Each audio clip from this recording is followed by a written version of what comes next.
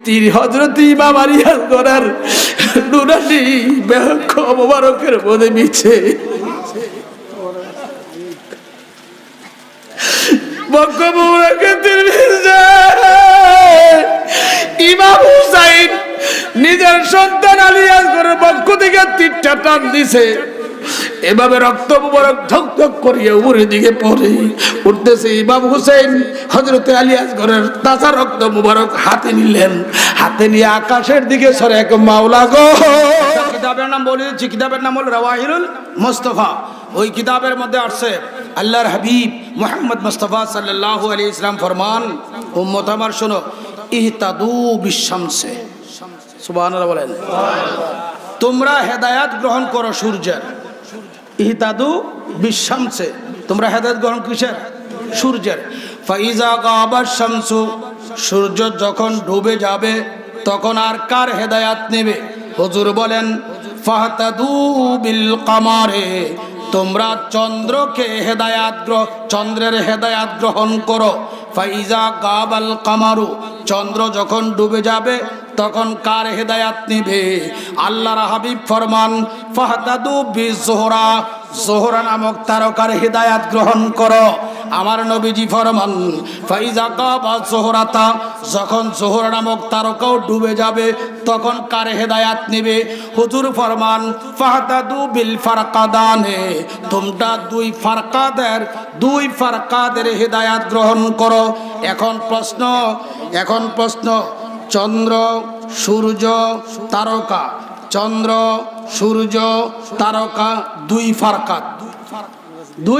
ফারকাত, এগুলার অর্থ কি জানার বিষয় আছে কিনা? ফাকালান নবিয়্যু সাল্লাল্লাহু আলাইহি ওয়াসাল্লাম, হুজুর ফরমান যে শামসের কথা বলা হয়েছে, হুজুর বলেন আনা শামস, আমি নবুয়তের সূর্য। জোরে বলুন সুবহানাল্লাহ। তাহলে ওই সূর্য না, কিসের সূর্য? নবুয়তের সূর্য। এরপরে বলেন ওয়াল কামারু আলী, চন্দ্র হলো বেলায়াতের চন্দ্র মাওলা আলী। আমি রাসূলুল্লাহর হেদায়েত গ্রহণ করো, মাওলা আলীর হেদায়েত গ্রহণ করো। জোরে বলুন সুবহানাল্লাহ। আমার নবুয়ত গ্রহণ করো, আমার নবুয়তে তাসলিম করো, স্যার ঝুঁকিয়ে দাও, আলীর বেলায়াতের মতো তোমার স্যারকে ঝুঁকাও। এরপরে বলেন ফাতাদু জোহরাতা, জোহরা নামক তারকার হেদায়াত গ্রহণ করো। ফাজোহরাতু ফাতেমাতু জোহরা, মা খাতুনে জান্নাতের একটা দুইটা লকব না, 80টা লকব।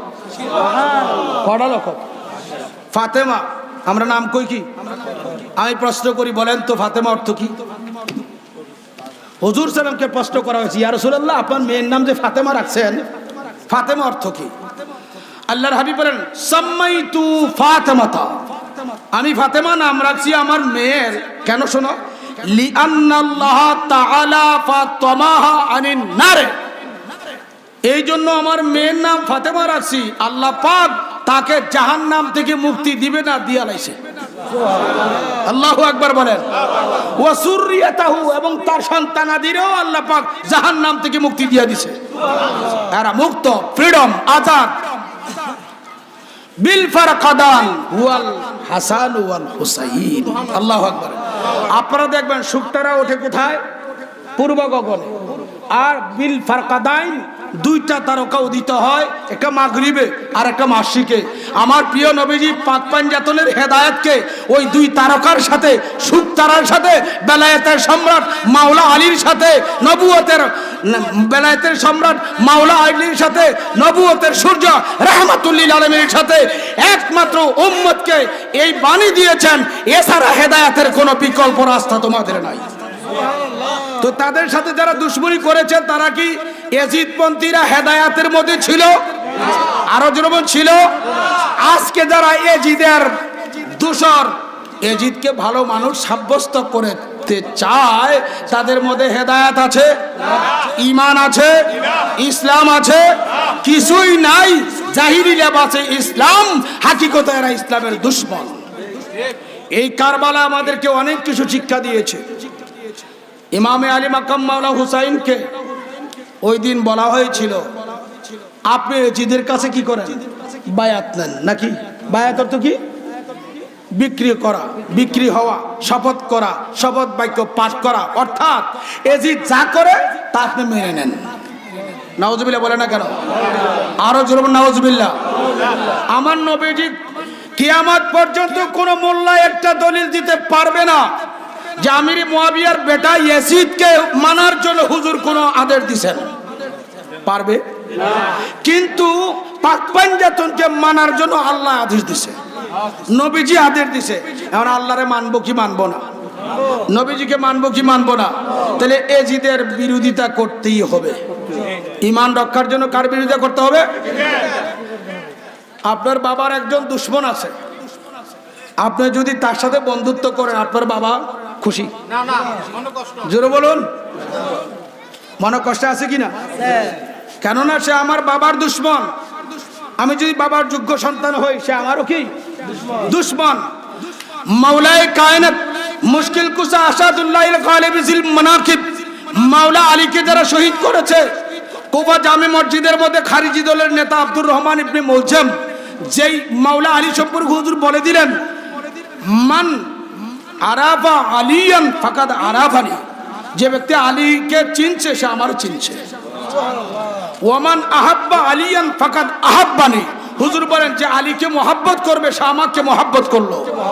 ওয়ামান সাব্বা আলিয়ান ফাকাদ সাব্বানি, হুজুর বলেন যে ব্যক্তি আলীকে গালি দেয় সে আমাকে গালি দিচ্ছে।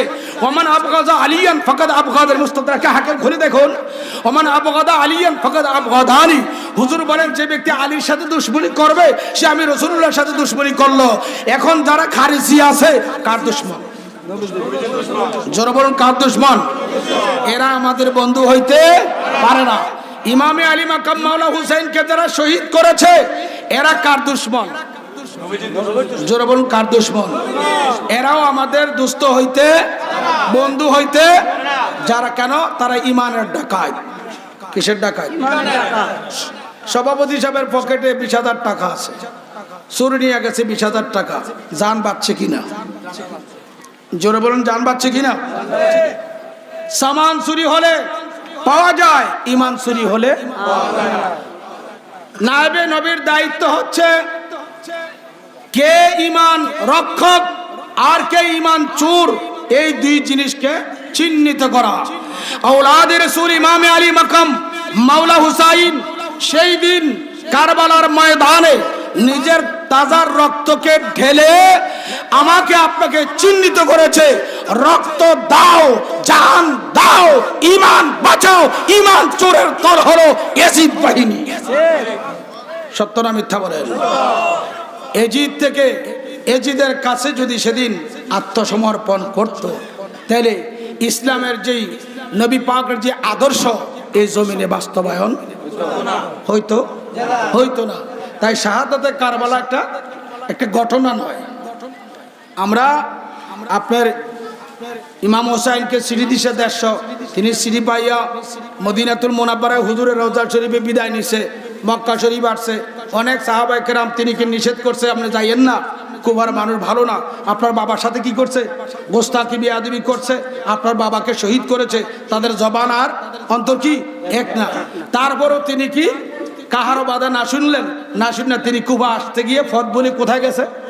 ইরাকে গেছে। কারবালা কোথায় গেছে?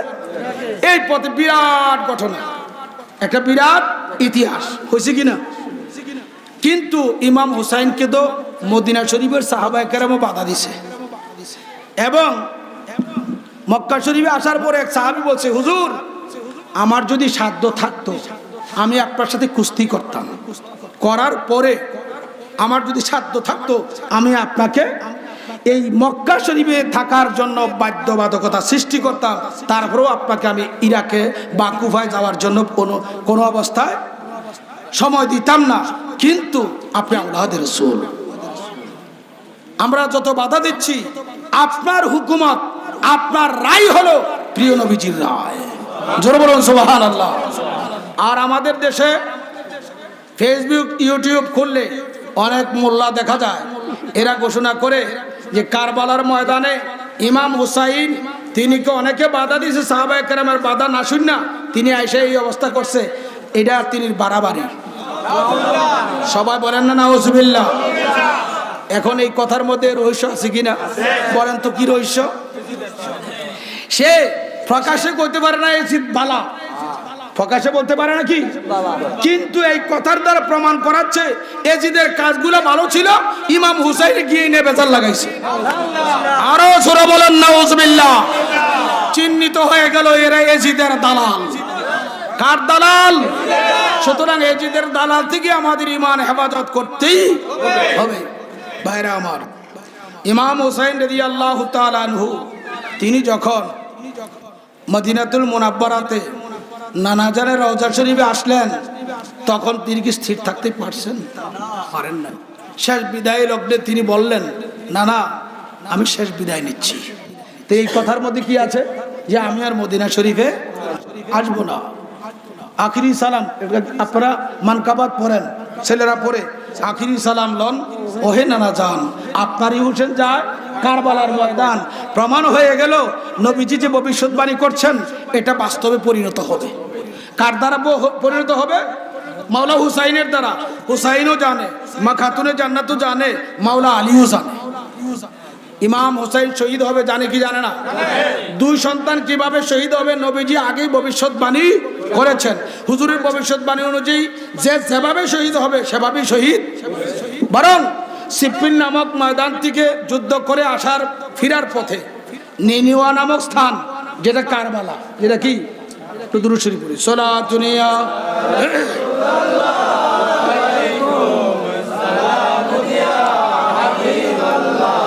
আলাইকুম সালাতুনিয়া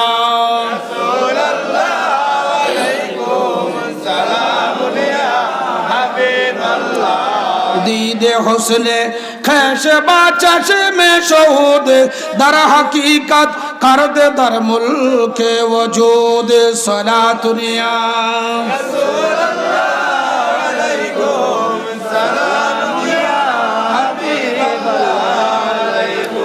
इमाम आली मकम मौला हुसैনের বাবা শেরে খোদা আলী সিপ্পিনের যুদ্ধ থেকে ফেরার পথে কুফায় আসবেন।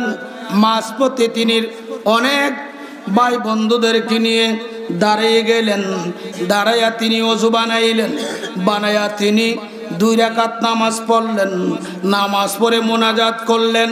মোনাজাতে বললেন, আল্লাহ আমার হুসাইন এই জায়গায় যেন ধৈর্য ধারণ করতে পারে। আমার হুসাইন তো এখানে শহীদ হবে। আমি বাবা হয়ে তুমি মাওলার কাছে দরখাস্ত রাখি, আমার হুসাইন যখন এখানে শুইবে শয়তান যেন আমার হুসাইনের দ্বারে কাছে না আসতে পারে। তোমার সন্তুষ্টির জন্য আমার হুসাইন এই জায়গায় শহীদ হবে। আমি বাবা হয়ে তোমার কাছে তার ধৈর্যের জন্য দোয়া করে যাচ্ছি। জোরে বলুন সুবহানাল্লাহ। তিনি দোয়া শেষ করলেন। সাহাবায়ে কেরামের একদল তিনিকে ঘিরে বললেন, মাওলা আলী আপনি এতক্ষণ আসলেন, এসে এখানে হঠাৎ করে 2 রাকাত নফল নামাজ পড়লে দোয়া করলেন, রহস্য কি জানতে চাই। মাওলা আলী ফরমান, একদিন আমার সন্তান কলিজার টুকরা ছোট সন্তান ইমাম হুসাইনকে এই কুফাবাসী বায়াত হওয়ার জন্য দাওয়াত করে আনবে। আনার পরে আমার হুসাইনকে তারা এই জায়গায় শহীদ করবে। আপনার হুসাইনের কোনো দোষ আছে? মাওলা আলী বলেন, না আমার হুসাইনের দোষ নাই, তবে একটা জিনিস এই জন্য তিনি শহীদ হবে, আমার আল্লাহর হাবিব রাহমাতুল লিল আলামিনের সুন্নাতকে, নবী পাকের আদর্শকে জমিনে অটুট রাখার জন্য এই জায়গায় হুসাইন শহীদ হবে। এই জায়গায় আব্বাসের লাশ থাকবে। আল্লাহু আকবার বলেন।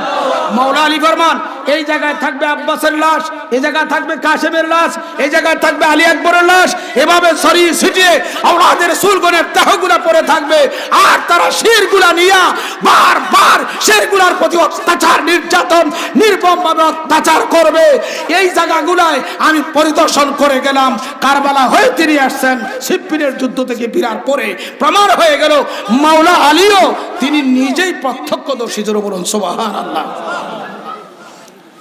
আপনারা দেখুন ছেলেরা মানকাবাত পড়ে, মানকাবাতের মধ্যে বলে আখিরি সালাম লন ওহি নানা যান, আপনারই হোসেন যায় কারবালার ময়দান। তাদের মানকাবাত সঠিক, যেহেতু আগেই সংবাদ দেওয়া আছে, আগে কি সংবাদ দেওয়া আছে, আজকে আপনার আমার কোটি কোটি সম্পদ, এই সম্পদগুলো আমাদের নাজাত হবে, এই উত্তরদের না নাজাত হবে, মুক্তির ব্যবস্থা হবে। আমার বিবাহ হচ্ছে, আপনার বিবাহ হচ্ছে, কাহারও বিবাহর কোনো জিম্মাদারি নাই, মা খাতুনে জান্নাতের শাদী মুবারকের জিম্মাদারি আছে। আল্লাহু আকবার বলেন। কার সন্তানকে কারবালায় শহীদ করেছে দেখো, মা খাতুনে জান্নাত, তিনি অসুস্থ। এই অসুস্থ হওয়ার পিছনে কারণ আছে, বলবো কিনা বলে দুরূদ শরীফ সালাতুনিয়া সালামুনিয়া হাবিবাল্লাহ আলাইকুম সালাতুনিয়া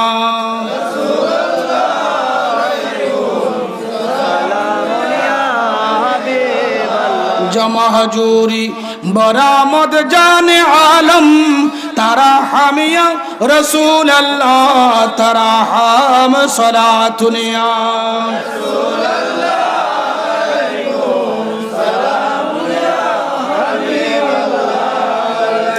माँ खातूने जन्नत सैयदतुन निसा फातिमातुज ज़ोहरा রাদিয়াল্লাহু তাআলা আনহা হুজুর দুনিয়া থেকে বিদায় নেবে, মাকে ডাকলেন। মা আসেন, আপনি আমার কাছে ডাকছেন, ডেকে বললেন, আব্বা হুজুর কেন ডাকছেন? আমি কিছুক্ষণের মধ্যে দুনিয়ার থেকে বিদায় নিব। এই কথা শুনে মা খাতুনে জান্নাত তিনি খুব ভারাক্রান্ত হয়ে কান্না শুরু করে দিলেন। আবার ডাকলেন, ডেকে বললেন, মা আমার পরই তুমি 6 মাস পরই আবার আমার কাছে তুমি আসতেছ। সুবহানাল্লাহ বলেন। এই কথা যখন হুজুর বলে দিলেন, এখন মা হাসতেছে।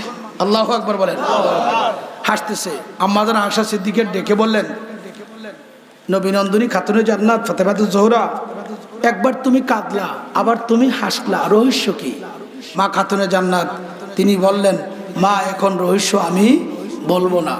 ঠিক তিনি যখন 6 মাস পরে দুনিয়া থেকে বিদায় নিচ্ছে, তখন বলছিলেন, আমার কাদার রহস্য হলো আমাকে বাবার বিদায়ের সংবাদ, এই জন্য বিরহে কাঁদছি। আবার যখন টেনে নিয়ে বললেন 6 মাস পরে যাচ্ছি আমি নবী পাকের দরবারে, তখন আমি হাসছি। মুমিনের কাদা, মুমিনের ইন্তেকালের মধ্যে কি আছে? আসরে জীবন কি আছে? আল মাউতু জারসুন, মৌত হলো একটা সেতু, সেতু দিয়ে কি করে পারাপার হয়, এপার থেকে ওপারে যায়। মুমিন ব্যক্তির মৃত্যুর দ্বারা, মুমিন ব্যক্তির বেসালের দ্বারা লেখাইল হাবিব, প্রেমিকের সাথে সাক্ষাৎ, মাওলার সাথে সাক্ষাৎ, সে মৃত্যুর কথা শুনলে তার অন্তরের মধ্যে আনন্দের ঢেউ থাকে। জোরে বলুন সুবহানাল্লাহ। মা খাতুনে জান্নাত অসুস্থ অবস্থায় তিনি নিজের গোসল সারলেন, নিজ হাত মুবারকে ইমামে আলী মাকাম মাওলা হাসানকে গোসল দিলেন, হোসাইনকে গোসল দিলেন, নিজে হাতে খাওয়াচ্ছে, যেন চক্ষু মুবারক থেকে জর করে পানিগুলা পড়ছে। মাওলা আলীকে ডাক দিলেন, ডাক দিয়ে বলেন, আলী আমাকে প্রিয় নবীজি আমাকে ডাকতেছে, কিছুক্ষণ পরে আমি নবী পাকের কাছে যাব। আল্লাহু আকবার বলেন। আলিও যাওয়ার পথে আপনাকে আমি কিছু ওসিয়ত করব। মাওলা আলী ফরমান, ও খাতুনে জান্নাত। বলেন। খাতুনে জান্নাত কয়, আলী কিছুক্ষণের মধ্যেই আমি চলে যাব। এই অবস্থায় আলী আর স্থির থাকতে পারলেন না। মাওলা আলী ফরমান, আজ থেকে 6 মাস আগে রাহমাতুল লিল আলামিন দুনিয়ার জমিন থেকে বিদায় হয়েছে। এই বিরহ বিচ্ছেদ আমি আলী সহ্য করতে পারতেছি না। এখন তুমি আমার সঙ্গিনী, তুমি কি সংবাদ দিলা? মাওলা আলী ফরমান, ও খাতুনে জান্নাত কি তোমার ওসিয়ত তুমি বলো। খাতুনে জান্নাত ফরমান, আলী আমার ওসিয়ত হলো আমি ফাতেমাতুজ জোহরার ইন্তেকালের পরে আপনি আলীর কোনো আচরণ দ্বারা আমার কলিজার টুকরা হাসান এবং হুসাইনের চক্ষু যেন কোনোদিন পানি না আসে। বাবাকে ওসিয়ত করলেন সন্তানের জন্য। মা খাতুনে জান্নাত 2 সন্তানকে কেমন ভালোবাসা দিয়েছে দেখো। আলীও আমি চলে যাব, যাওয়ার পরে আমার সন্তানরা কার দিকে একটু নজর করবে। ও আলী আপনাকে আমি ওসিয়ত করে গেলাম, আমার ইন্তেকালের পরে এই দুই সন্তান আপনার কোনোদিন আচরণের দ্বারা যেন আপনাকে কোনো অবস্থায় আপনার চেহারার মধ্যে মলিনতা না আসে, এবং তাদেরকে ঝিকরিমূলক কোনো কথাবার্তা বলবেন না, যতটুকু সম্ভব তাদের চাহিদা পূরণ করবেন। এই ওসিয়ত আপনি কবুল করেন। মাওলা আলী বলেন, ও ফাতেমা, আপনার ওসিয়ত গ্রহণ করা হলো। আলীও আমার ইন্তেকালের পরে লোকজনকে দেখাইও না, জানাজানি করাইও না, আহলে বাইতের অন্যান্য সদস্যদেরকে নিয়ে রাত্রের মধ্যে আমার দাফনের কাজ শেষ করবেন। আলী ফরমান, তাই হবে। 3 নাম্বার, ওগো আলী আপনি শুনুন, আমি যখন ইন্তেকাল করব আপনার হাতে আমার কাফনের ব্যবস্থা করবেন। আল্লাহু আকবার বলেন। আপনার হাতে আমার কাফনের ব্যবস্থা করবেন। এটা মা খাতুনে জান্নাতের জন্য খাস স্বামী আলী। এখানে পাক পাঞ্জাতন ইয়ানে দুনিয়ার কোনো মানুষের আইন এখানে খাটতে পারে না, যেহেতু তারার গ্রন্থিকা আইন পেয়েছি। তারা আইন যেভাবে করে সেটাই আইন। জোরে বলেন সুবহানাল্লাহ। আলীও আমার কাফন পরাবেন, তবে কাফন পরানোর সময় এই যে ঘরের এক কোণের মধ্যে একটা কৌটা আছে, কৌটার ভিতরে একটা কাগজ আছে। আলী আমার ইন্তেকালের পরে কাফন পরানোর সময় কাগজটা আপনি আমার কাফনের ভিতরে দিয়ে দিবেন। তবে শর্ত হলো কাগজে কি লেখা আছে আপনি হারিয়ে দেখতে পারবেন না। আল্লাহু আকবার বলেন না কেন? আলা হযরত ফতোয়া রিজভিয়া শরীফের মধ্যে লেখছে, বনি আদমের একটি স্বভাব হচ্ছে যে জিনিসটা নিষেধ ওটার প্রতি মানুষের আকর্ষণ বেশি। এখন মাওলা আলীকে যখন বললেন, মা খাতুনে জান্নাত আলী কাফন পরাবেন, কাফনের ভিতরে কাগজটা ঢুকিয়ে দিবেন, তবে কাগজে কি লেখা আছে দেখতে পারবেন না। মাওলা আলী কয়, ফাতেমা তুমি আমাকে ভালোবাসো কিনা? অবশ্যই ভালোবাসি, আমিও তোমাকে ভালোবাসি। তুমি যে চলে যাচ্ছ, এই বিরহ বিচ্ছেদ তো আমার সহ্য হচ্ছে না। তবে একটা শর্ত আমার দিয়েছ, কাফন পরাবো, ভিতরে কাগজ দিব, কাফনের ভিতরে কাগজে কি আছে দেখতে পারবো না। ফাতেমা নবীজির দোহাই দিয়ে বলছি, কাগজটা আমি খুলবো না, তবে কাগজে কি লেখা আছে বলে দাও। আরো জোরে বলুন সুবহানাল্লাহ। কি মুহাব্বতে বলি আল্লাহুম্মা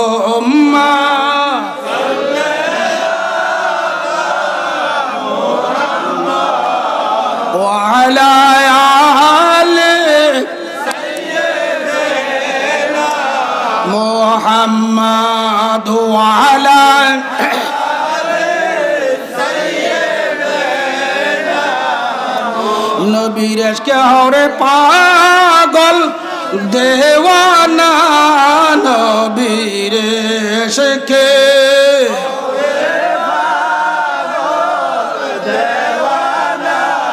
ঘুমাইলে স্বপ্নের দেখবা মদিনা।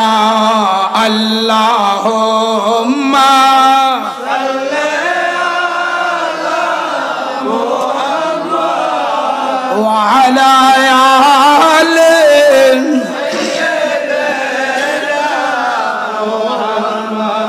মাওলা আলী যখন বললেন, আমি পড়ব না, তবে কাগজে কি লেখা আছে আপনি বলুন। সুবহানাল্লাহ। এখন মা খাতুনে জান্নাত তিনি গোপন তত্ত্ব ফাঁস করে দিচ্ছেন। আল্লাহু আকবার বলেন। কি গোপন তত্ত্ব? শোনো, কাকে বেজার করলে আল্লাহ কেন বেজার হয় গো? মা খাতুনে জান্নাত ফরমান, আলী যখন প্রস্তাব আসলো রাহমাতুল লিল আলামিনের তরফ থেকে, আপনার কাছে আমার বাবা আপনাকে আমাকে শাদী দিবে, এমত অবস্থায় বাবা প্রস্তাব করার পরে আমি ফাতেমাতু জোহরা বলছিলাম, ইয়া রাসূলুল্লাহ, ইয়া হাবিবাল্লাহ, ঠিক আছে আপনার প্রস্তাব আমি মেনে নিচ্ছি, তবে শর্ত আমার যে বিবাহ আলীর সাথে হবে, আকদ হবে, এই বিবাহের মোহরনা কি ধার্য করেছেন? সুবহানাল্লাহ। প্রিয় নবীজি তখন বলেছে, ফাতেমা তোমার মোহর হবে 400 মিসকাল চাঁদি। কত? 400। ওগো আলী শোনো, বাবা যখন এই কথা বললেন, আমি তখন বাবার কথায় রাজি হইলাম না। আল্লাহু আকবার বলেন। আবার প্রস্তাব আসলো, মা যদি এটা রাজি না হয়, 8টা ব্যস্ত তোমার মোহরানা জিম্মা দেওয়া হবে। আল্লাহু আকবার বলো। কয় ব্যস্ত? 8টা। ওগো আলী শোনো, 400 মেসকাল চাঁদি তো আমি খুশি হইলাম না, 8 ব্যস্ত দিল তা তো রাজি হইলাম না।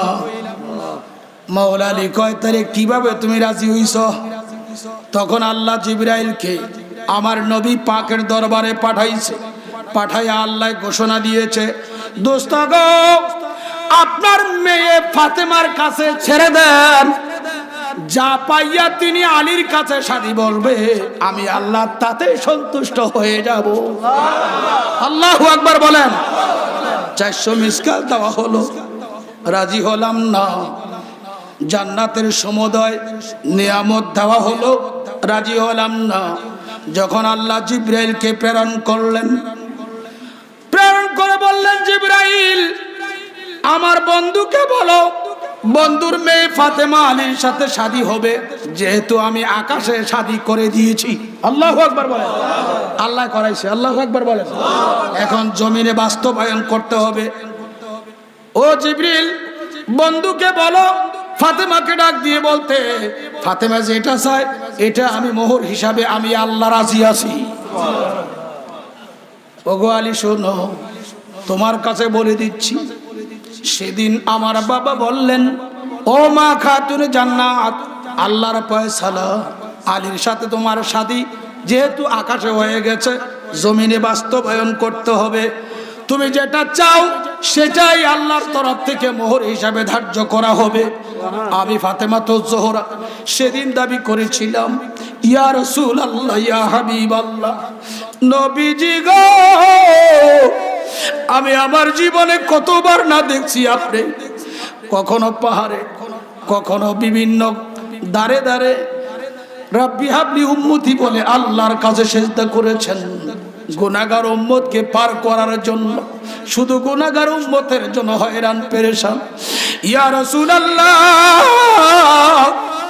আমি শাদী বসবো না আলীর কাছে, আপনার গুনাহগার উম্মতের জিম্মাদারি বেঁধে রেখে। আল্লাহু আকবার। ওগো আলী তুমি শুনো, আমি যখন এই প্রস্তাব রেখেছিলাম, আল্লাহ আবার জিবরাইলকে পাঠাইলেন। পাঠাইয়া বললেন, দোস্ত যা, আমি এমনি আল্লাহ রাজি আছি, আপনার গুনাহগার উম্মতের জন্য ফাতেমাতুজ জোহরার শাদীকে মোহর হিসাবে আলীর সাথে ধার্য করে দেওয়া হলো। আল্লাহু আকবার বলো।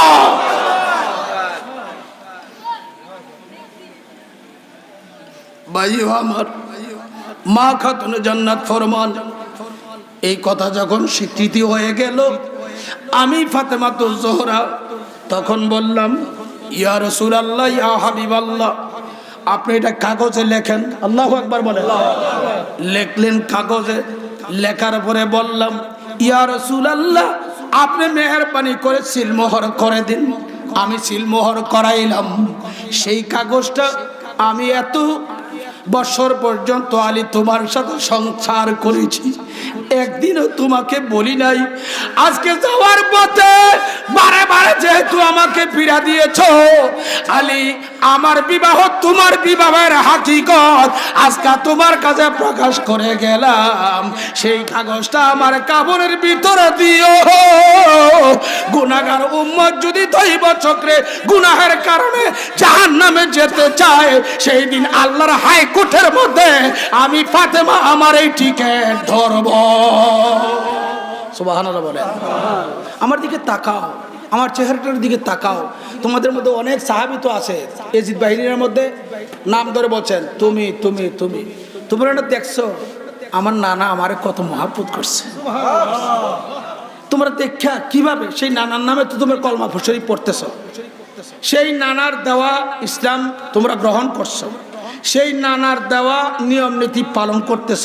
কিছুক্ষণ আগে নামাজও জামাতে আদায় করে আসলা, কিন্তু এখন তোমরা কিভাবে দেখা আমার গলা ছুরিটা লাগাই। আমি তো তোমাদের শত্রু না। কে বলছেন? চলুন, কি বলছেন? আমি তো তোমাদের শত্রু না। উমক উমক তোমরা বলো, তোমাদের সিটি তো আমার কাছে আছে, তোমরা কি সিটি দাও নাই? তোমরা কি বলো নাই হুসাইন আপনি যদি কুফায় না আসেন, আপনার দাওয়াত গ্রহণ না করেন এবং আমরারে বায়াত না করান, হাসরের ময়দানে আপনি হুসাইনের জামা টেনে টেনে আপনার নানার কোর্টে আপনার বিরুদ্ধে বিচার দিব। তুমি কি লেখো নাই, তুমি কি লেখো নাই, তুমি কি লেখো নাই? তিনি শাহাদত আঙ্গুল দিয়ে ইশারা করে করে ইয়াজিদ বাহিনীর মধ্যে যারা সিটি রাখছিল তাদের কথাও বলে দিয়েছেন। আমি তো তোমাদের দেশে মেহমান হয়ে আসলাম, এটা কি মেহমানের সাথে আচরণ?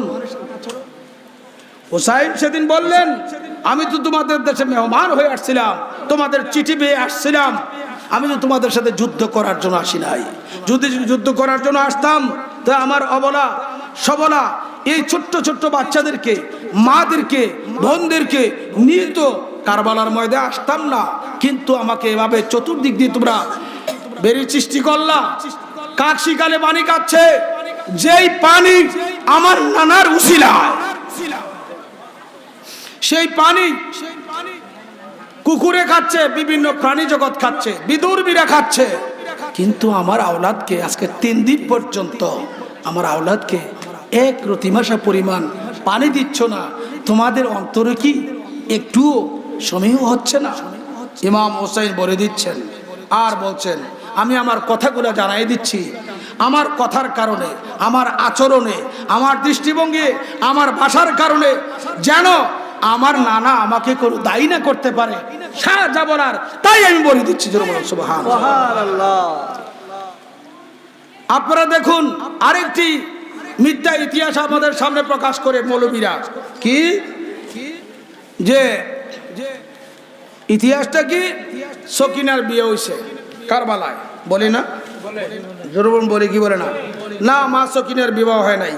3 জন রানী শব্দটা কয়া যে গানটা গায়, এটা গান সহি না, সঠিক না।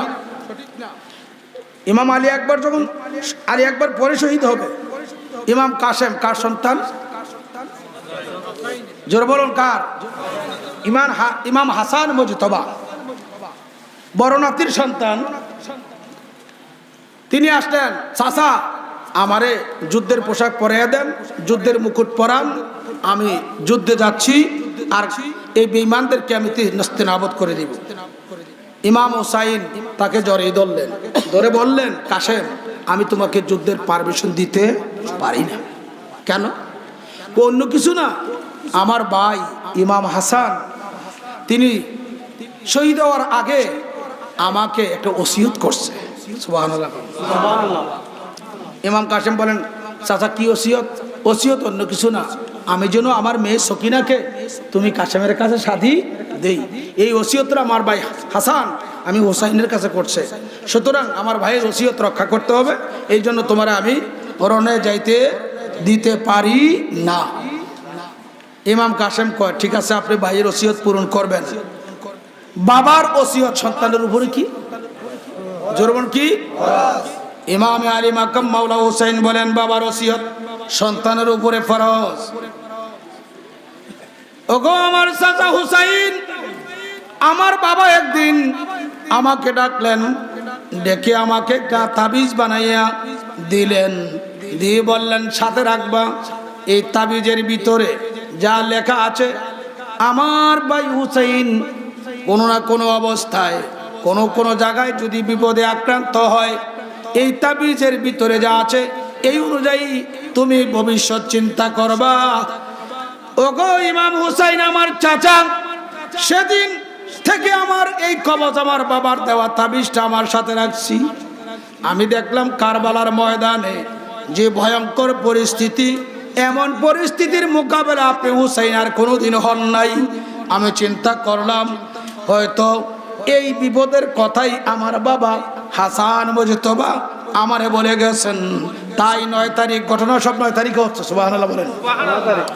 তাই 9 তারিখ রাত্রিবেলা সকলে ঘুমাইয়া গেল, আমি চিন্তিত আছি, কিরে কারবালায় এমন পরিস্থিতি, আমাদেরকে চতুর্দিকে বয়কট করেছে, আমার চাচা তো হয়তো শহীদ হয়ে যাবে। তাই চিন্তা করলাম, করার পরে আমার বাবার দেওয়া তাবিজটা খুললাম, খোলার পরে দেখলাম তাবিজের গায়ে লেখা, আমার বাবা হাসান মুজতবা আমি কাসেমকে ওসিয়ত করলো, বাবা একদিন তোমার চাচা হুসাইনকে ওই কুবার মানুষে চিঠি দিয়া বায়াতের কথা বলাইয়া তোমার চাচা হুসাইনকে দাওয়াত করে নেবে। তোমার চাচা হুসাইন কুবায় না গিয়া ইরাকে কারবালা নামক স্থানে যাবে। চতুর্দিক থেকে তোমার চাচাকে চতুর্দিক থেকে বেরিয়ে দিবে, দিয়া তোমার চাচা হুসাইন শহীদ হবে। আওলাদে রাসূলের অনেক শহীদগণ, অনেক সদস্যরা শহীদ হবে। ওগো কাসেম, আমি তোমার ওসিয়ত করে গেলাম, এই তাবিজে যা লেখা আছে এই অনুযায়ী তুমি আমল করবা। অর্থাৎ তোমার চাচা হুসাইন, আমার ভাই হুসাইন কারবালার ময়দানে যুদ্ধে যাওয়ার আগে আমার ভাই হুসাইনের জন্য তুমি কাসেমে আগে জান দিয়া শাহাদতের মর্যাদা লাভ করতে হবে। এই হলো আমার বাবার দেওয়া চিঠি। এখন ওগো হুসাইন আমার চাচা, আপনার ওসিয়ত ভাইয়ের, আমার ওসিয়ত বাবার। আমার ওসিয়ত কি? সিদ্ধান্ত দেন। বলতে মাত্র দেরি, ইমাম হুসাইন বাতিজা কাসেমকে এভাবে বুকে জড়াইয়া ধরলেন, ধরিয়া আর তিনি ব্যক্তি আর চক্ষু মুবারক থেকে ঝলঝল করে পানিগুলা পড়ে কাসেমকে বলে, মাওলা গো, ভাইয়ের ওসিয়ত আমি হুসাইন রক্ষা করতে পারলাম না। আমার মেয়ে সকিনা, আমার ভাতিজা কাসেমের বিবাহের জিম্মাদারি মাওলা তুমি আল্লাহর হাইকোর্টে দিয়ে দিলা। যাও কাসেম, তুমি যাও যুদ্ধে। ইমাম কাসেম 17 বছর বয়স। কত বছর? 17 বছর বয়স। তিনি যুদ্ধে গেলেন। যুদ্ধে গিয়া বহু এজিদ বাহিনীকে খতম করলেন। সমস্ত শরীরের মধ্যে তীর বল্লমের আঘাত জর্জরিত আছে, কিন্তু একটাই তার অভাব, পানির পিপাসায় কাতর হচ্ছে। দুইটা ঠোঁট মুবারক শুকাইয়া আসতেছে। ইমাম কাসেম আবার কারবালার ময়দান থেকে দৌড়ে আসলেন। হুসাইন দেখে, ইমাম কাসেমকে দেখলে তাবুত থেকে হুসাইন সামনে গেলেন। কি হলো ভাতিজা? যে গেল তে শহীদ হয়ে আসছে, শহীদ হয়ে গেল, তুমি আবার ফিরে আসলা। ইমাম কাসেম কই, চাচা গো, বিবাসায় কাতর গো, বহু এজিদেরকে জাহান্নামে পাঠিয়ে দিয়ে আসছি। এক ফোঁটা পানি যদি হইতো, হয়তো এজিদের গোষ্ঠী নিহাত করাই কাসেমের জন্য যথেষ্ট ছিল। ইমাম কাসেম রাদিয়াল্লাহু তাআলা আনহু আবারও মাওলা হুসাইন জড়িয়া ধরিয়া নিজের জিহ্বাকে বাইর, নিজের জিহ্বা বাইর করলো আর বলতে, ও কাসেম, আমার যদি কোনো সময় পিপাসা তৃষ্ণা লাগ ধরে, আমার নানা রাহমাতুল আলামিনের দরবারে যাইতাম। আমার নানা আমাকে জিহ্বা মুবারক বাইরে দিল, আমি আমার নানার জিহ্বা চুষে আমার তৃষ্ণা নিবারণ করতাম। খিবার মধ্যে কারো পারি না। তোমার ভাই আলী আসগর এমন অবস্থা, বুকের দুধ নাই, ছটফট ছটফট করে। যাও যাও, আমার জিহ্বাটা আবার মেলে দিল, আমার জিহ্বার মধ্যে তোমার জিহ্বাটা লাগাইয়া চুষো। এখন গিয়া তুমি শাহাদাতের মর্যাদা লাভ করবা। জোরে বলুন সুবহানাল্লাহ। ইমামে আলী মাকাম যখন জিহ্বা মোবারক বাইর করলেন, ইমাম কাসেম চটিয়ে চটিয়ে, জিহ্বার মধ্যে আছে কিছু, শুকনা জিহ্বা, লালা মুবারক গ্রহণ করলেন। আল্লাহু আকবার বলেন। লালা মুবারক গ্রহণ করলেন। আবার যেন তীর গায়ের মধ্যে 70 জন যোদ্ধার ক্ষমতা এসে গেছে। এটা বেলায়েতি ক্ষমতা। কি ক্ষমতা? 70 জন যোদ্ধার ক্ষমতা আসছে। আবার তিনি গেলেন, যাইয়া এবার যুদ্ধ করতে করতে অসংখ্য এজিদ বাহিনীকে তিরোহিত করে দিলেন, জাহান্নামে পাঠিয়ে দিলেন। এখন সেনাপতি হুকুম দিল, আর একা একা যুদ্ধ চলবে না, এভাবে সেভাবে যুদ্ধ চলবে না। এই বীরটা দেখো, আগে এসে অনেকদেরকে জাহান্নামে পাঠিয়ে দিয়েছে, অনেককে কতল করেছে, আবার আসছে চতুর্দিকে আক্রমণ করো। এখন চতুর্দিকে আক্রমণ করলো, করার পরে ইমাম হুসাইন, ইমাম কাসেম রাদিয়াল্লাহু তাআলা আনহু গোড়ার থেকে পড়তেছে, কয় ওগো আমার চাচা হুসাইন, আপনি কোথায় আছেন? আপনার কাশেম আর পারতেছে না, আপনি মেহেরবানি করে আমাকে নিয়ে যান। শির মুবারক নিয়ে গেল দুশ্মনের গোষ্ঠী হযরতে ইমাম হুসাইন দেহ মোবারক নিয়ে খিমার কাছে রাখলেন। আর ওই খিমার ভিতর থেকে সকলে যে কান্নার একটা রোল পড়ে গিয়েছে। ইমাম হুসাইন আবার তাঁবুর ভিতরে গেলেন। সাবধান, এই মুহূর্তে আমরা কান্নার সময় না, একমাত্র ধৈর্যের সময়। সবকিছু আমার নানা জান দেখতেছে। আরো জোরে বলুন সুবহানাল্লাহ। বন্ধুরা আমার, আলী আকবর যখন আসলো, আমিও শহীদ হব। আলী আকবর তিনি সন্তান বললেন, বাবা কিভাবে তোমারে বিদায় দিতে পারি? আমার ঘরে যদি তুমি থাকো, তোমারে দেখে দেখে নবীজির চরিত্র, নবীজির নুরানি সিরাত মুবারক, হুজুরের দেহ মুবারকের সাথে ইমাম আলী আকবর রাদিয়াল্লাহু তাআলা আনহুর নুরানি দেহ মুবারকের সাদৃশ্য ছিল। সুবহানাল্লাহ বলেন। ইমাম হুসাইন বলেন, আলী আকবর তোমার কিভাবে বিদায় দিব? তোমার দেখে তো আমার নানার স্বাদ মিঠে যায়, কিন্তু আর পারা যাবে না, তুমিও যাও। তিনিও শহীদ হলেন। অনেক এজিদকে জাহান্নামে পাঠিয়ে দিলেন। এরপরে আব্বাস রাদিয়াল্লাহু যার হাতে পতাকা দিয়েছিলেন সর্বপ্রথম, আব্বাস আলমদার বলা হয়। কি বলা হয়? আব্বাস আলমদার যুদ্ধের পতাকা তিনির হাতে। তিনি কি মা এসে দেখছে, মা সাহারা বানু কাঁদে, সৈয়দা রবাব কাঁদে এবং জনাব কাঁদে। কারণ কি? কারণ অন্য কিছু না, 6 মাসের শিশু বাচ্চা হযরতে সৈয়দা রবাবের অর্থাৎ সাহারা বানুর বুকে স্তনে দুধ নাই, ঘরে পানি নাই, 3 দিন পানি ছাড়া আমরা আছি। এই ছোট বাচ্চাটা ছটফট করতেছে। বুকে যদি দুধ থাকতো হয়তো তার ছটফট শেষ হইতো, কিন্তু তাও না, পানিও নাই। এই অবস্থা দেখে আর দেরি করলেন না। আব্বাস আলমদার তিনি নিজে ঘোড়ায় উঠলেন, একটা মস্ক লইলেন, লইয়া তিনি যাইতে যাইতে ওই বাহিনীদের কাছে গেলেন। বাহিনীরা চিন্তা করতেছে, এমন একটা যুবক, তার চেহারার দিকে তাকাইলে সূর্য চন্দ্র সূর্যের আলোটা পর্যন্ত বিলীন হয়ে যাচ্ছে। আল্লাহু আকবার বলেন। এই যুবককে কি করা যায়? তিনি ওই তাদের বেরিবাদ পার হইয়া চলে গেলেন আপনার ফুরাত নদীর কুলে। ফুরাত নদীর চতুর্দিক দিয়ে ঘেঁষে আছে ওই সমস্ত বাহিনীরা, তাদেরকে প্রতিহত করলেন। করিয়া গোড়া রাখলেন, রাখিয়া তিনি ফুরাতে নামলেন। নাইয়া মস্কের মধ্যে পানি পুরাইলেন। পুরাইয়া একটা মস্ক একটা ঢুক পানি এভাবে আনছেন। হঠাৎ করে যেন আলী আসগার আওয়াজ দিচ্ছে, আল্লাহু আকবার বলেন। চাচা, পানি তো আপনার জন্য আনতে যান নাই, আমার জন্য না আনতে গেছেন। ওগো চাচা আব্বাস, আমারে না খাওয়াইয়া কিভাবে আপনি খাবেন? এই কথা আওয়াজ যেন পাইতেছে। আর পানি ফালাইয়া মস্কলায় উঠছে। চতুর্দিক দিয়ে এজিদ বাহিনীরা আক্রমণ শুরু করে দিয়েছে। উভয় হাতে তরবারি, এক হাতে ডাল, আরেক হাতে তরবারি। যুদ্ধ তুমুল শুরু হয়েছে, কিন্তু চতুর্দিকে তো এজিদ বাহিনী। এরা চিন্তা করলো, এই পানি লইয়া যদি হযরত আব্বাস চাইতে পারে তাঁবুর ভিতরে, আওলাদে রাসূলগণ সামান্য পানি যদি পান করতে পারে, হয়তো আমরা এজিদ একটাও রাখবে না। তাই যেই কোনো পর্যায়ে হোক এখানে এই পানি নিস্তেনাবুদ করে দিতে হবে। তাই বড় চেষ্টা করা হলো, কিন্তু তারা আপনার আব্বাস আলমদেরকে লক্ষ্য করিয়া কয়েকটা তীর মারলো। তীরের পরে শুধু তাই না, মস্কের দিকে তীর মেরে দিল। তীরটা মারার পরে ফুটা হয়ে গেল, পানি আস্তে আস্তে পড়তেছে। একবার দাঁত দিয়া ধরি, একবার হাত দিয়া ধরি।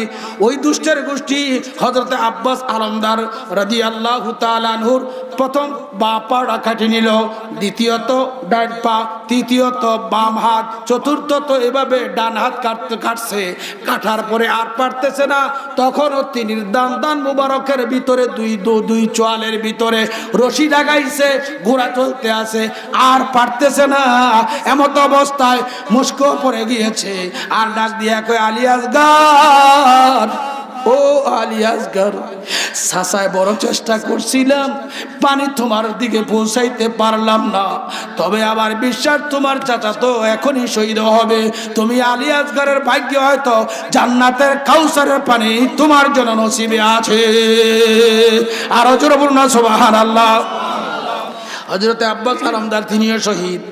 শহীদ হওয়ার পরে শীতটা নিয়ে যাচ্ছে ওই দুশ্মনের গোষ্ঠীরা দেহ মুবারকটা কিমার কাছে। হযরত ইমাম হুসাইন রাদিয়াল্লাহু তাআলা তাবিতে গেলেন, যাইতে যাইতে সকলে শহীদ হয়ে গেছে। সকলে কি শহীদ হয়ে গেছে। ইমাম জয়নুল আবদিন ঘরের কোণে, তিনি খুব জ্বর, ইমাম জয়নুদ্দিন খুব জ্বর। এমতো অবস্থায় আবার আসলেন বাবার কাছে। বাবা, সবাই তো চলে গেল, রনে গেল, আর তো কেউ ফিরে আসতো না, শাহাদাতের মর্যাদা লাভ করলো। আবারও আপনি হুকুম দেন, আমি জয়নাল কি এনো বেঁচে থাকবো? বাবা গো, আমি আগে শহীদ হব, তারপরে আপনি কারবালার ময়দানে যাবেন। ইমাম হুসাইন এখন জয়নুল আবদিন রাদিয়াল্লাহু তাআলা বুক ধারণ করিয়া বেলায়েতের যত ক্ষমতা আছে হযরত জয়নুল আবদিনকে দিলেন। আল্লাহু আকবার বলেন। এবং নিজে বেলায়েতের মুকুট পরাইলেন ইমাম জয়নুল আবদিনের মাথা মুবারকের মধ্যে, পরাইয়া বললেন, বাবা তুমি একদিকে অসুস্থ, অপর দিক দিকে একদিন না একদিন তো এই সীমার এই তাবুর সরলা সবলা মহিলারা একদিন তো এইখান থেকে বাড়িতে যেতে হবে। ওই সময় তো কোনো মোহরম ব্যক্তি থাকবে না, তুমি জয়নাল যদি না থাকো, কে তাদেরকে নিয়ে যাবে আমার নানার দরবারে? ওগো জয়নাল, আমি তোমার বেলায়েতের মুকুট পরাই দিলাম, তোমার ক্ষমতা দান করে গেলাম। জয়নাল গো, তুমি শোনো, এই মুসিবতের পাহাড় একদিন তুমি অতিক্রম করিয়া সৌভাগ্য হবে নানার দরবারে তুমি যাইবা। মদিনাতুল মুনাব্বারায় ঘরে পৌঁছার আগে কারবালার দৃশ্যগুলা নানার দরবারে তুমি পেশ করবা। আল্লাহু আকবার বলেন। ইমাম জয়নুল আবদিনকে তিনি সান্ত্বনা দিলেন। সান্ত্বনা দেওয়ার পরে সৈয়দা হযরত সাহারা বানুর কাছে আসলেন। আসার পরে কয়, স্বামীজন আর কি সম্ভব হবে, একটু কাজ করেন না, আমার এই কলিজার ধনটাকে আপনি খুলে নেন, নিয়া তাদের কাছে গিয়া এই কথাটা বলেন, আমার এক ফোঁটা পানি দিবা না, তোমাদের হাতে প্রয়োজন হলে এক ফোঁটা পানি দিয়া আবার 6 মাসের শিশু বাচ্চা ইমাম আলিয়াস গোরের মুখে তোমরা পানি দিয়ে দাও। দেখো না একটা এজিদের মরণের সামান্য টুকু রহমত আল্লাহ দেয়। মা সৈয়দা সাহারা বানুর কথা শুনে 6 মাসের ফুটফুটে সন্তান আলিয়াস রাদিয়াল্লাহু তাআলাকে তিনি কোলে নিলেন, নিয়ে সামনে গিয়ে ধরলেন, ও এজিদ বাহিনীরা দেখো, আমার সাথে না তোমার দুশ্মনী, তোমাদের দুশ্মনী। একাধিক্রমে আওলাদের রাসূলের ঘর তো শেষ করে দিয়েছো, সবাইকে একাধিক্রমে দুনিয়ার থেকে বিদায় করে তারা শহীদ হয়েছে, তোমরা যারা চলে গেছো জাহান্নামী হয়ে গিয়েছো। আল্লাহু আকবার বলেন। এরপর দেখেন কত বড় স্মার্ট, তিনি কত বড় বক্তব্য, তোরা যারা গেছো তোরা জাহান্নামী, আমার যারা গেছে তারা শহীদ, আমার যারা গেছে তারা কি শহীদ। এই বাতিলের কাছে তিনি বক্তব্য শুরু করলেন, আমার আর কোনো দরখাস্ত না, আমি এক ফোঁটা পানি খাবো না, আমার এই তাঁবুর ভিতরে যারা তারাও খাবে না, যারা চলে গেছে তারাও খায় নাই, তোমরা বেশি করে খাইও। তবে তোমাদের কাছে একটা দরখাস্ত, আমার এই কলিজার টুকরা 6 মাসের বাচ্চা, 3 দিন পানি নাই, আমার স্ত্রীর স্তনে দুধ বলতে নাই, জিহ্বা শুকিয়ে আছে, সে তো তোমাদেরকে তরবারি ধরবে না বাঁচিয়া, তোমাদের সাথে যুদ্ধ করবে না। আমার এই ছোট্ট সন্তান, এই 6 মাসের সন্তান আলিয়াসগরের মুখে তোমাদের হাতে একটু পানি দিয়ে দাও। বলতেই মাত্র দেরি, কোনো একটা এজিদের মনে সামান্যটুকু মায়া হলো না। হরমলা নামক একটা দুষ্ট এজিদ সৈন্য আর দেরি করলেন না, ইমাম হুসাইনকে বলা শুরু করলো, ও হুসাইন, অনেক বকবক করেছো, নাউজুবিল্লাহ বলেন, অনেক বকবক করেছো, আর তোমার বকবকি শুনবো না। এই কথা বলিয়া হুসাইনের দিকে তীর নিক্ষেপ করতে দেরি, ওই তীর হযরত ইমাম আলিয়াসগরের নুরানি বেহক মোবারকের মধ্যে মিছে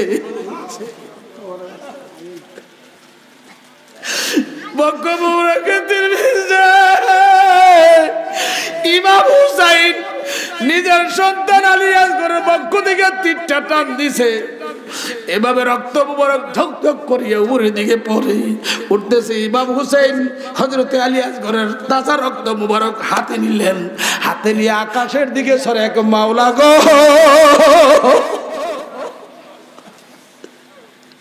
তারা তো তোমার বান্দা, ও গো দয়াল মাওলা, তুমি সাক্ষী থাকো, যাদের উসিলায় তুমি পানি সৃষ্টি করেছ, আজকে আমার বুকের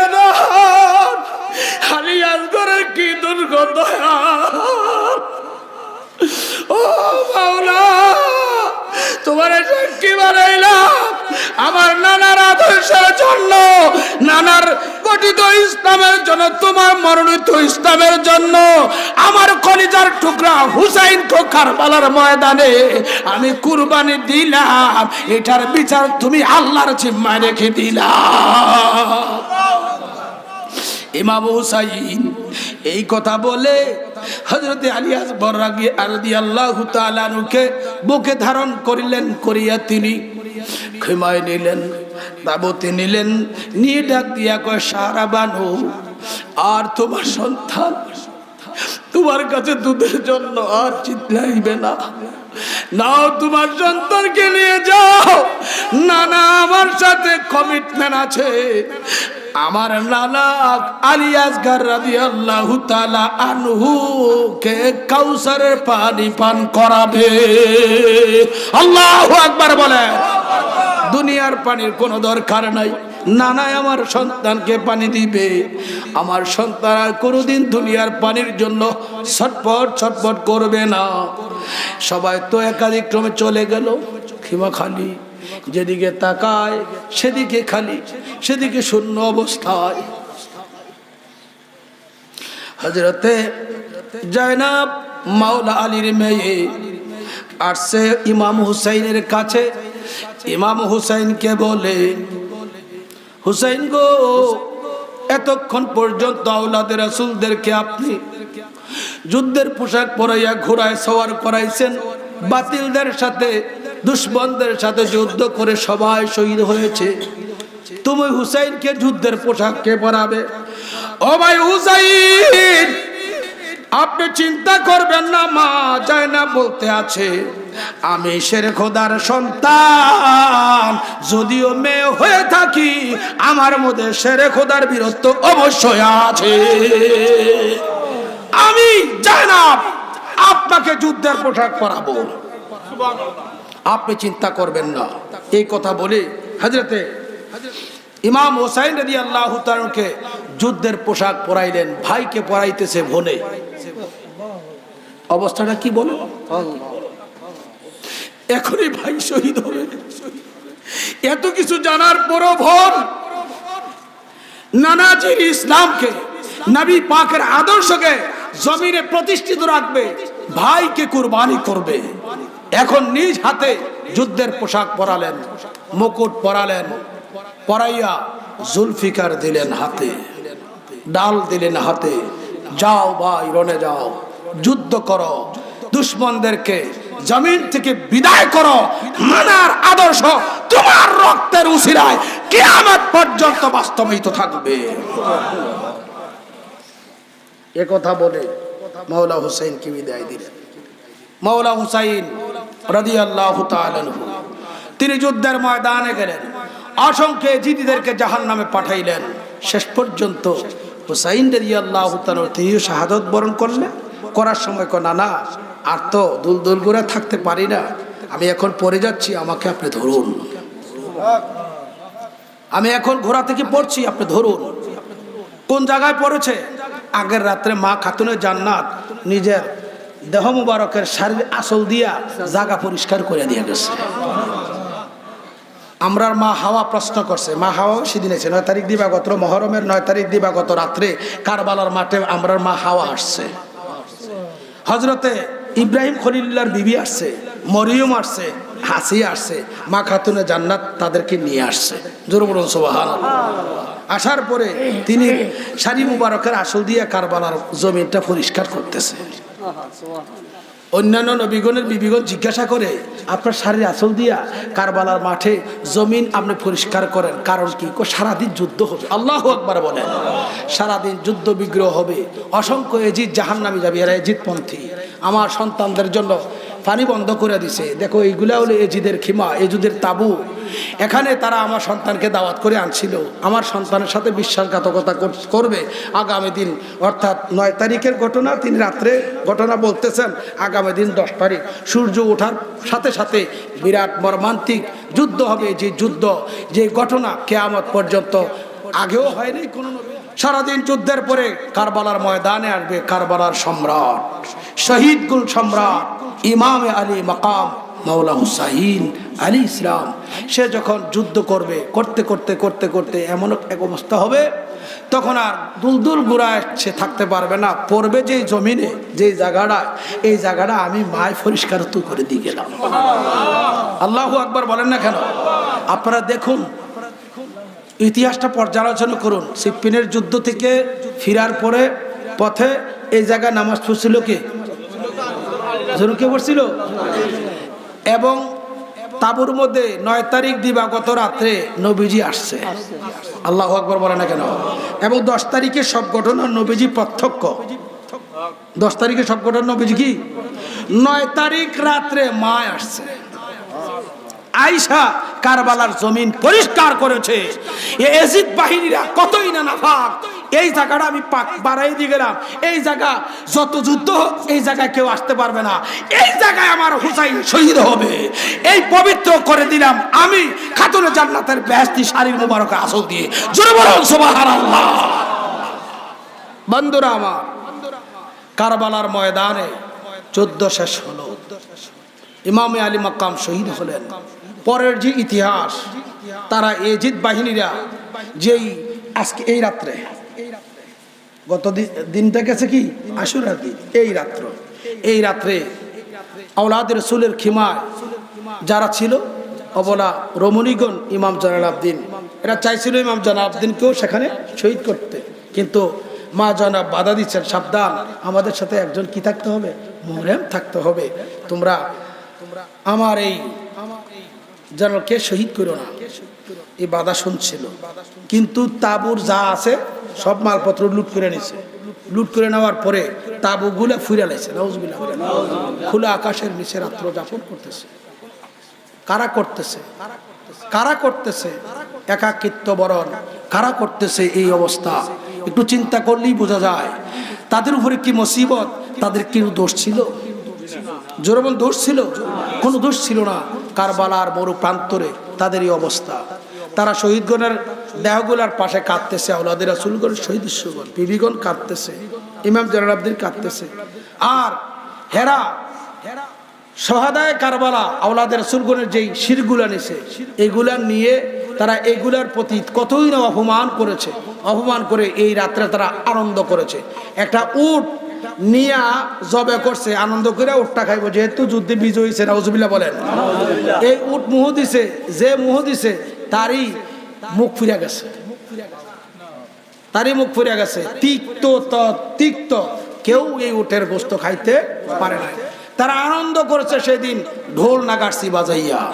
এই জন্য আমরা অনেক সময় আপনাদেরকে বলে থাকি, 12 মাসের সবসময় আপনারা আধ্যাত্মিক গান সেবাকারী করতে পারেন, কিন্তু এই মহরম মাসটাকে একটু, আর এই মহরম মাসে 4টা মাস আশুরুল হারাম বলা হয়েছে কোরআনে।